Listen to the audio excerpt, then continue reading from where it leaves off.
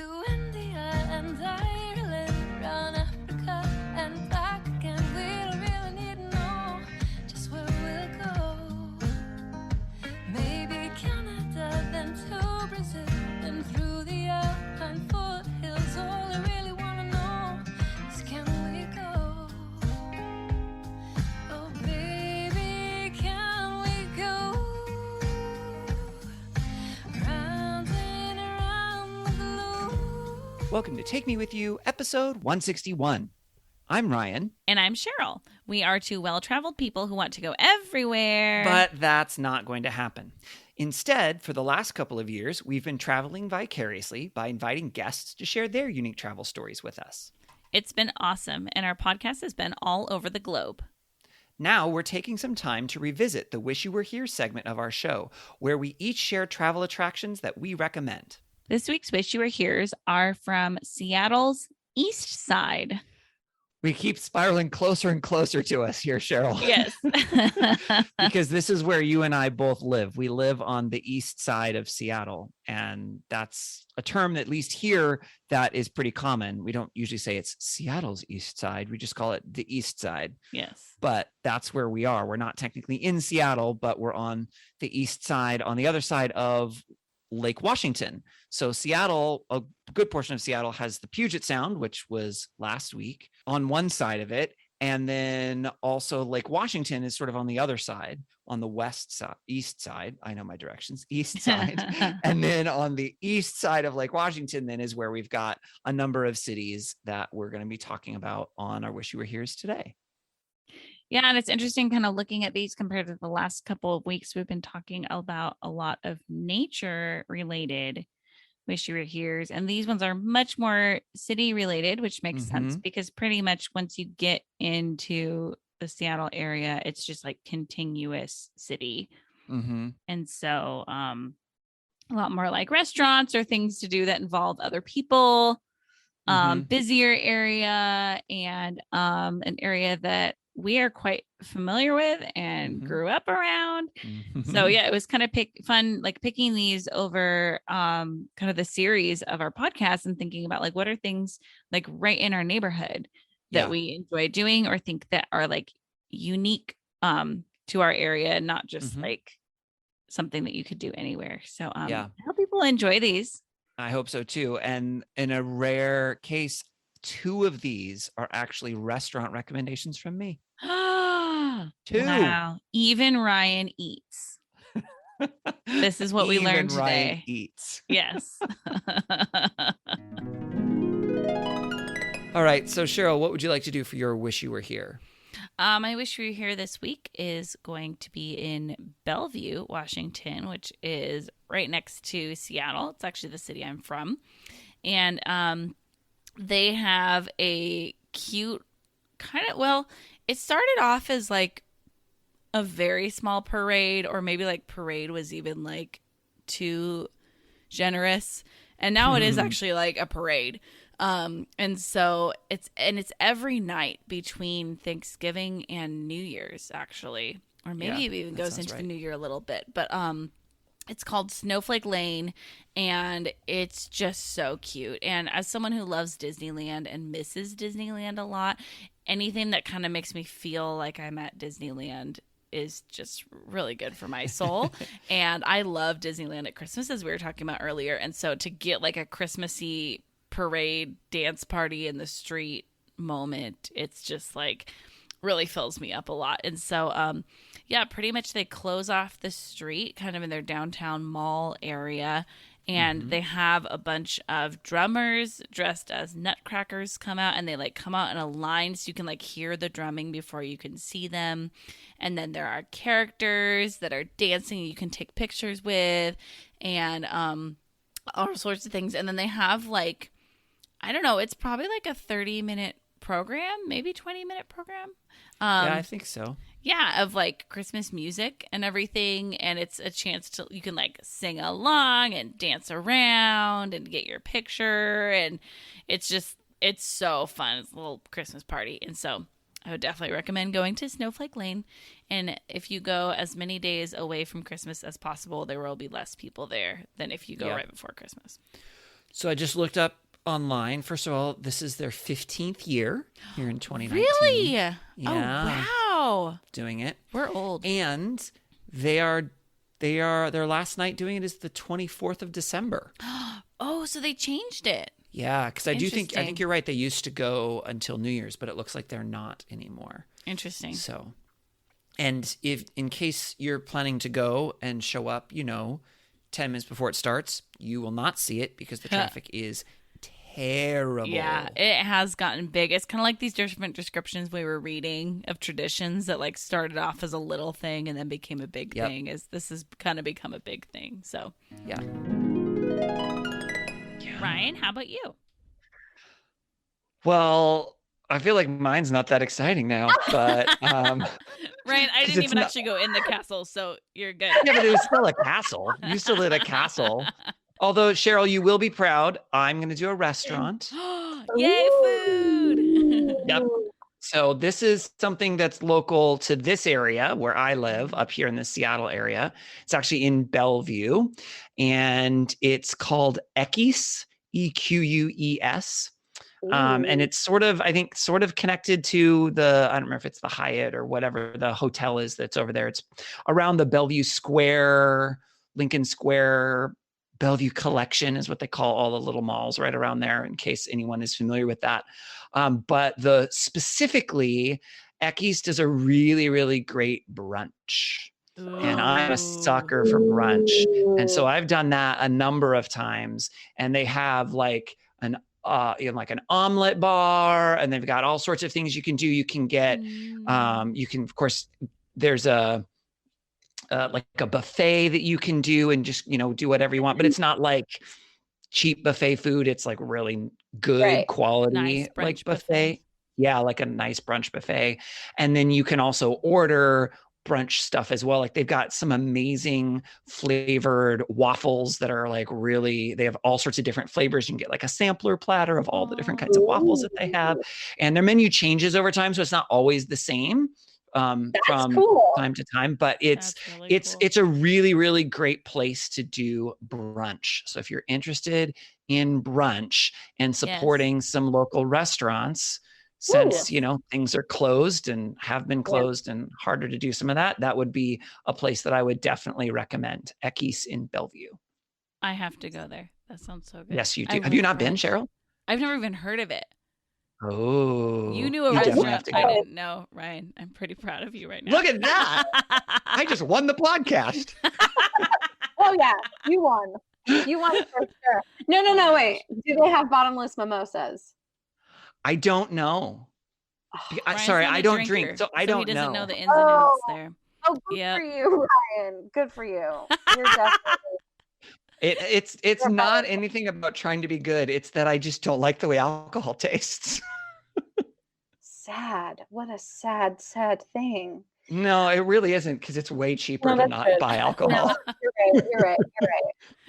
My closet alcoholism is coming out right now because I'm like devastated for you, but you're clearly fine. You're fine. No, I feel that too, because of I'm how much I enjoy suffering for alcohol.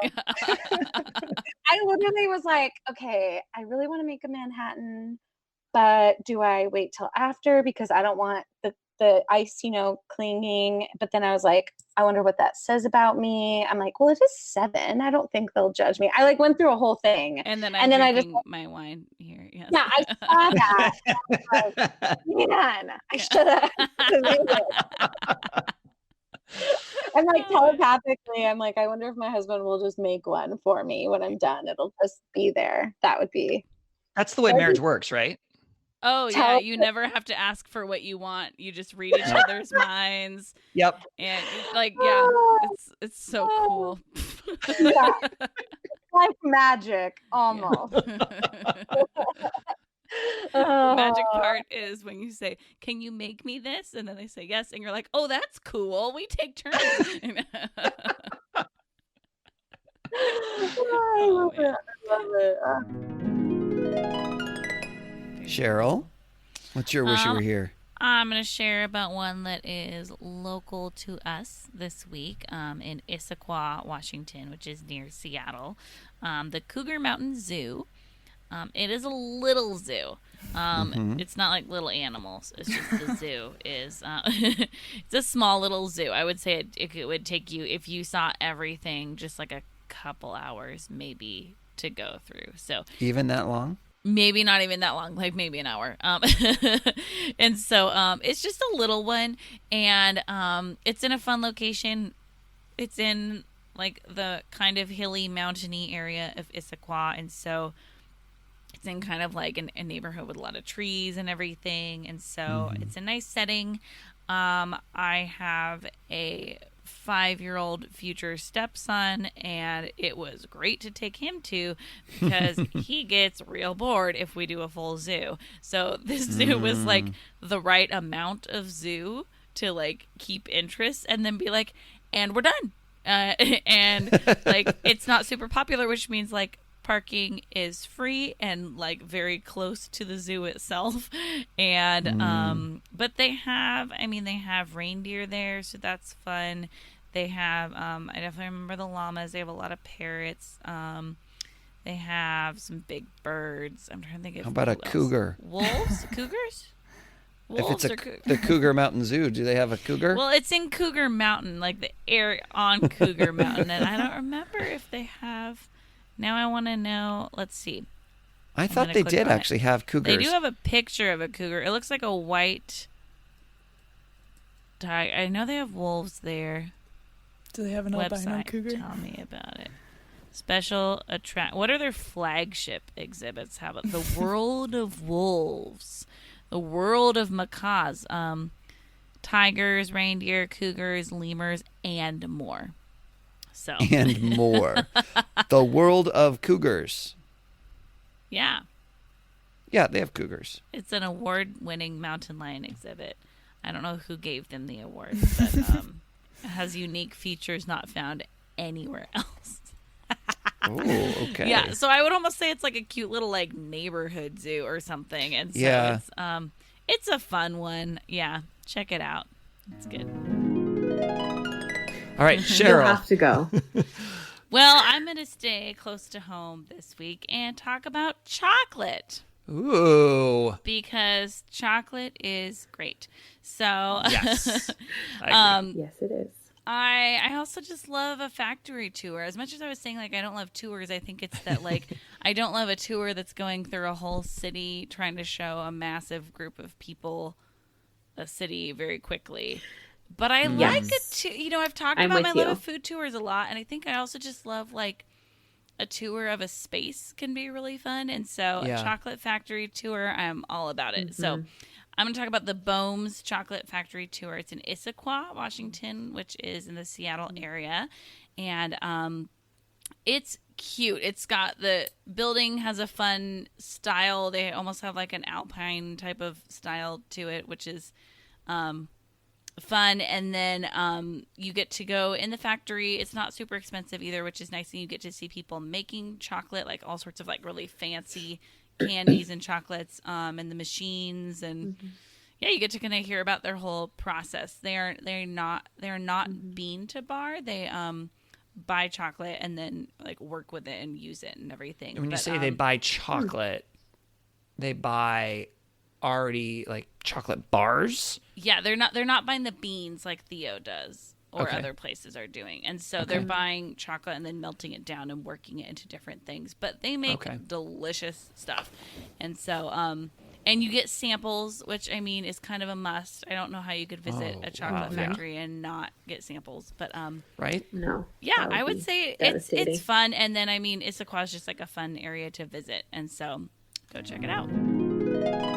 Venetia, what would you like to do for your wish you were here today? For my wish you were here, I would like to plug something local. Yes. So one of my absolute favorite places to go eat is the Deru Cafe in Kirkland. It's Deru. Yeah. My school that I teach at is in Kirkland. So I hear people talk about it, but I've never been. Tell me about it. Oh my gosh. So it's farm to table and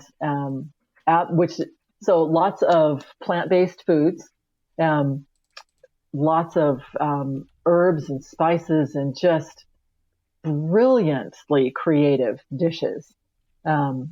Very funky in an industrial area, corrugated garage door that slides open and there you are to the opening of the cafe. Limited seating, always busy. So all of these wonderful, healthy, fragrant foods, and they do up their own fruity beverages, and I think they have pizzas. They're also, I'm always getting salad or something with potatoes and roasted carrots because they're just so good. But their desserts are to die for. Okay, now you're talking. Oh my gosh. So they have these cakes that are dense, tall, and shall we say robust. So their toasted coconut cake is amazing. They have a dark chocolate with salted chocolate icing? Or it might be salted peanut butter icing. That's also killer. That both sounds good. I know, right? They have a springtime one that isn't there very often. That's poppy seed buttercream, I think. And then they have carrot cake. So for my another birthday, I went with a mutual friend of all of ours, Tori. She and I went there and I ordered 3 pieces of cake. Now, bear in mind that these cakes, the slices would feed 3 people each, for sure. They're huge. But we wanted to taste them. We wanted to try and sample. So we sampled. It was absolutely delicious. And then we divvied up all the remains into 2 take-home boxes and took them home. And she fed the family and I fed myself for a week or so on there. But yeah, the food is terrific. The location is really cool and crisp. And I've sent so many people there and brought so many people there. I brought donors there even to, meet with them and talk about Vision House over a really great lunch. Yeah, highly recommend it. I still need to go there. Travel to Kirkland. I mean, these days that's a pretty big trip. So yeah. That's great. But they do take out. Sharing. Sure. Ryan, how about you? Yeah, I'm actually also going to do a hike. There's a hike that I just did a couple weeks ago, actually with Cheryl's sister, Lisa. We went to St. Edward's State Park, which is right nearby where I grew up. I don't know, Dad, if you remember. I do remember. Yeah. I think we did swimming lessons there or something at one point in time. Is that right? True. Yeah. Yeah. Okay. See, I remembered that. So it's really, really cool because it doesn't feel. It feels like it's kind of out in the middle of nowhere. It actually is kind of up. It's very, very kind of forested. There's tons of different trails and paths that you can take. So you can do short ones. You can do long ones. Right now it's under there's some buildings there that used to be a monastery and it's kind of under construction. So you can't go in there currently. But you can go all the way down. And if you walk, the right paths, you can get all the way down to Lake Washington. And there's sort of a beachfront there, but it's green.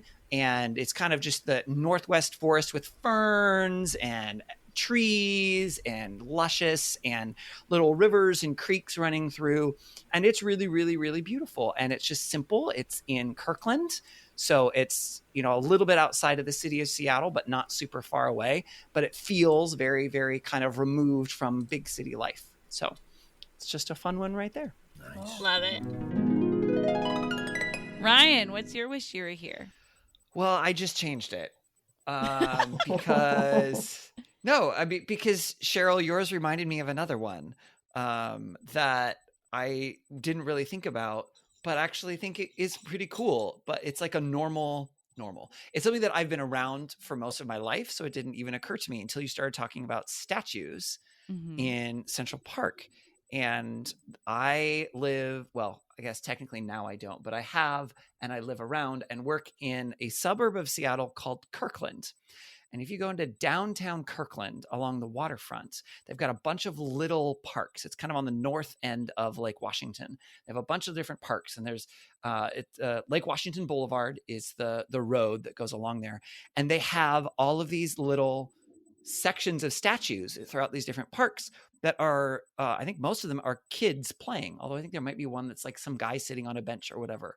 And they're just super fun statues. And the number of times I've taken silly pictures around those statues, or people have decorated them, or I'm pretty sure at one point with my dad, we took our Christmas card pictures around some of those, and like he brought Santa hats and put them on all of the kids, and like whatever. So yeah, it's just a fun kind of, it not maybe in the same vein as what you were saying, Cheryl. It's not Central Park, but there's also they're not a playground that kids are like climbing on all the time, and they're pretty cool. They're fun kind of set of kind of sculptures and kind of out there in the just outside art, which is fun.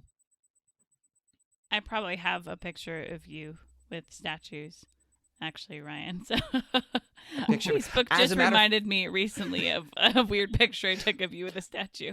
Actually, and I think I just looked at that for some reason, and I don't remember why.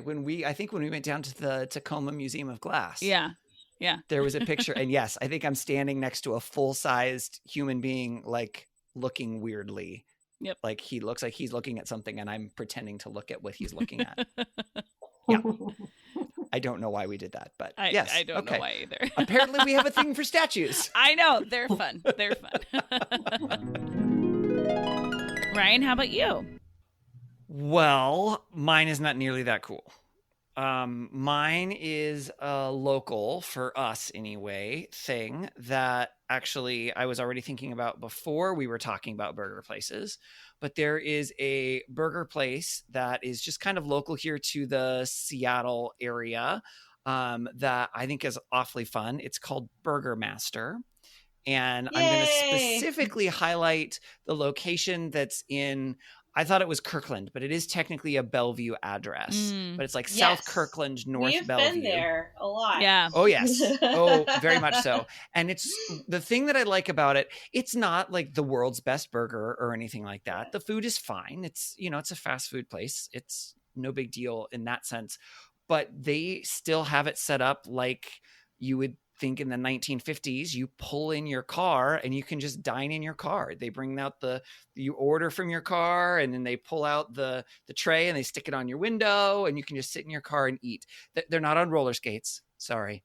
But it's a fun sort of different kind of experience. And their milkshakes are really good. My favorite is the blackberry milkshake. I really like their blackberry milkshake because they actually have pieces of real blackberry in it.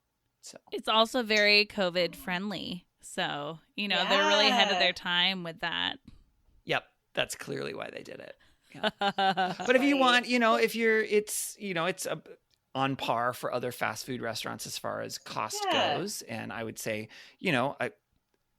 it's not a bad burger, but it's not the world's best burger. It's definitely not gourmet, but it's good. And food tastes good, and it's a fun experience. Like kind of lower tier of gourmet, personally. Yeah, I don't know. Because I think it's definitely some steps above like a McDonald's or something. Yeah, like that. Yeah, that's Jack true. in the Box. Yeah, but it's not like if you go there nowadays. There are burger restaurants that are hoity-toity. Like what's that one that I'm? Oh yeah, I need to find these. Oh, there are so many. Tipsy Cow, like for example, like Tipsy Cow. Right? Like they do like fancy pants burgers, which are good. It's not like that. It's not fancy. Yeah. But I would agree. It is burger. It's a little bit higher quality than like a McDonald's or a Burger King, but it's not like a restaurant quality. Right. So, it's so fun. Yeah. It is. It's a lot. And of fun. they probably have not had to change hardly at all in these times. Probably not. And I'm sure that they'll do, like to go, but you can always do that. Yeah. Right. You can just drive up and order off the menu right there because it's in front of your car, and then they just bring it to you in bags. I mean, they just have always done that. So. And Ryan. Yeah, I'm going to do something that is really local, at least for me. So it's in the greater Seattle area, specifically on the east side of Lake Washington. I think technically it's in Redmond, but it's sort of the Redmond, Kirkland area. There is Willows Golf Course, which is a big, huge, giant golf course area that's in this really pretty valley, and the road is called Willows Road that runs past it. But what I'm actually going to mention, since I'm not actually a golfer of any kind, because I have zero athletic ability or skill, is they have a mini golf course there that I find incredibly fun, and I enjoy it. Now, I just like mini golf sort of in general because I just think it's funny and ridiculous. But what's sort of fun about this one is it's set up to kind of be different regions of Washington State. So as you're kind of going through, they have different, each hole has a different, I don't know, title. It's not exactly a city necessarily, but they're different spots throughout Washington State. And so they sort of kind of look like them, but it's mostly the, fake green grass stuff. But they definitely have different attractions, and they have, at least for a while, I don't know if they still are running this, but they had certain hazards. Like at one point there were fans that would blow your ball a certain direction at certain times, and you kind of go through this cave with this waterfall over it and things like that. It's an outdoor mini golf course. So since this is the Puget Sound region, the greater Seattle area, weather's a factor. So keep that in mind. But especially in the summer, it can be really, really fun. And it's just a fun little mini golf course if you're looking for, an hour or two of just silly fun. Yay. Nice. I think we'll definitely have to check that out. Yeah, he's Googling it right now. Yeah. because they have a bunch of different things as part of Willows Golf Course. I think the mini golf is called Rainbow Run, I believe. Ah, we see it. Nice. Yeah. Oop, there it is. Saved. Oh, he just added a little star on Google Maps. Yeah. There you go. Oh, there you go. Well, that was fun. Yeah, it was. We would love it if you would follow us on social media. We are at TimWe Podcast. That's at TMWY for Take Me With You Podcast. We are on Facebook and Instagram and Twitter. You can also email us at timwepodcast@gmail.com. Tell us, what are your wish you were here's for this location? We would love to hear that. You can also call us and leave us a voicemail at 406-763-8699. Or if it's easier to remember, 406-POD-TIMWE. We would love it if you would rate and review our podcast to tell other people what you think about it, subscribe to make sure you don't miss an episode, and share about this episode on your social media. As always, thank you to Beth Reed Miller for the awesome artwork. You can check out more of Beth's artwork at Beth Is Something. And thank you to Erica Corbin for the use of her song Round the Globe. You can listen to Erica's music wherever music is sold or streamed. That's all we have for this episode. So until next time, remember to take me with you. Take me with you. Can we get a sailboat chasing down the sunset as we float round and round the